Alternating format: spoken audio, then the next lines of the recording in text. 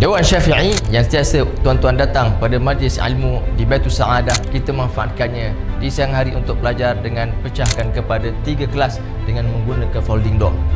Dan konsep yang sama insya-Allah kita akan gunakan pada bangunan yang baru yang kita telah pun menyewakannya. Jom kita lihat sama-sama. Di bangunan yang baru ini kawasannya luas, maka kita manfaatkan dalam satu masa digunakan untuk dewan, tempat solat bagi pelajar, dan juga kita akan pasang folding door untuk dijadikan kelas-kelas pada hari pengajian.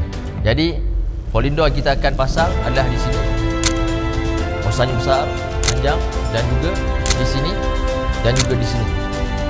Maka semua ini akan belanja lebih kurang dalam RM47,000.